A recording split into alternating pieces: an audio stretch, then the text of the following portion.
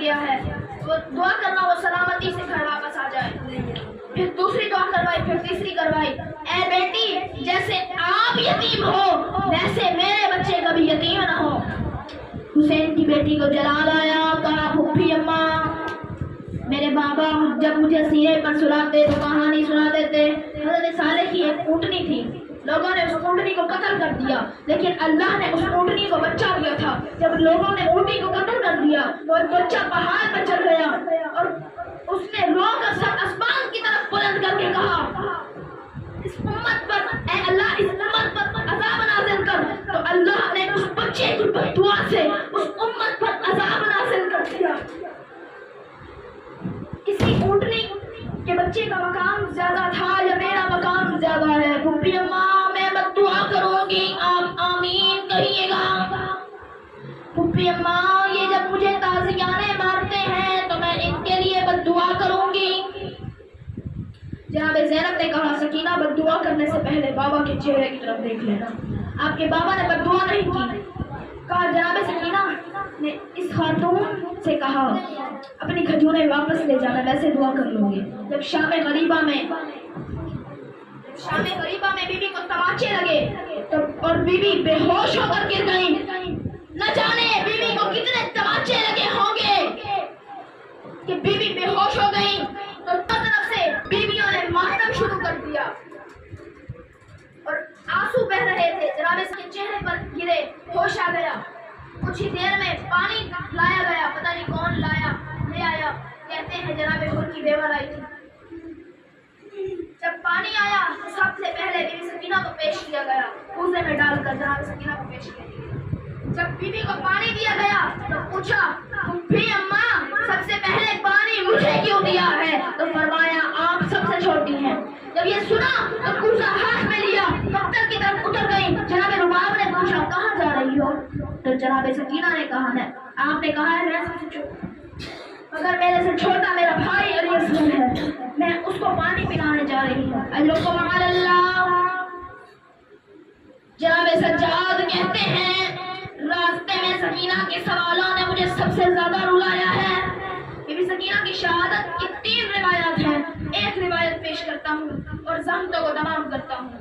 جب شام غریبہ میں بی بی کو تماچا لگا تو جناب رباب نے بڑی حسرت سے جناب زینب کو دیکھا اور کہا بی بی زینب سے کہا رباب اب مجھے مت دیکھو میرا عباس نہ رہا، اب مجھے مت دیکھو میرا عباس نہ رہا۔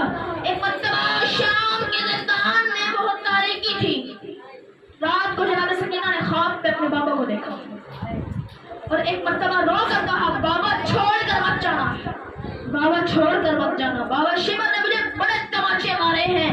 میں رو رو کر اپنے چچا عباس کو پکارتی رہی، میں نے بہت کہا ابو میری بدن کو آؤ،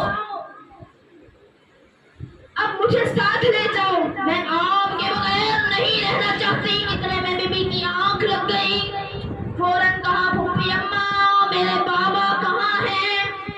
ابھی سامنے کھڑے تھے۔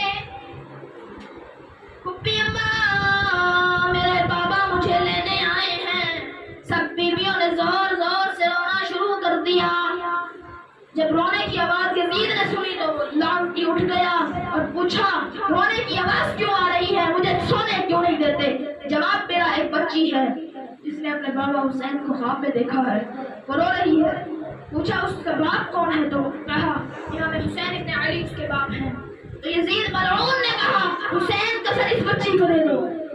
ایک تشت میں سید الشہداء کا سر رکھا گیا، اس پر کپڑا ڈال دیا گیا، ایک تشت کے ساتھ ساتھ ایک چراغ بھی خانے میں لایا گیا۔ یزید پلیت لعنت بی بی نے کہا مجھے کھانا نہیں چاہیے، مجھے بھوک نہیں ہے، میں نے بابا کے پاس جانا ہے۔ کپڑا ہٹایا گیا، بابا کو سر کو دیکھا، بابا رو رو کے بابا سے کہا بابا جب خیمے سے گئے تھے آپ کے سر کی رگیں کٹی ہوئی نہیں تھی، بابا مجھے بتائیں کس نے آپ کے سر کی رگیں کاٹی ہیں؟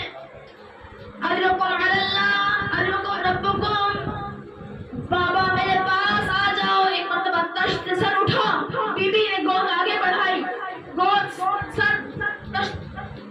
سر بی بی کی گود میں آ گرا. بیوی نے اپنا رخسار بابا کے رخسار پر رکھا اور کہا بابا مجھے لے جاؤ، میں زندان میں نہیں رہنا چاہتی.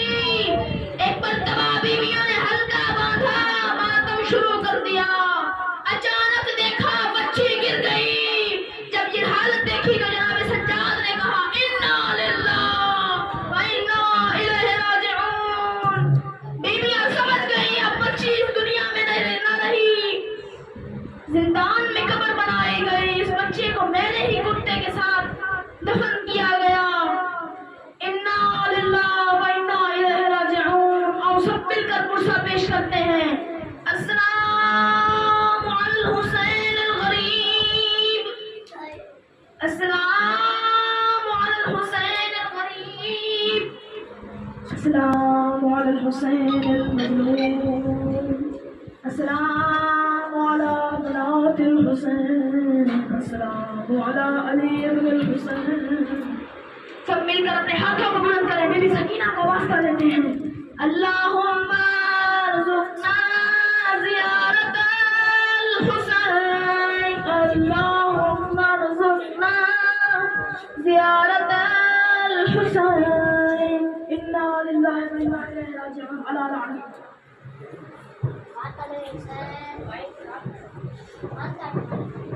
ماتم حسین.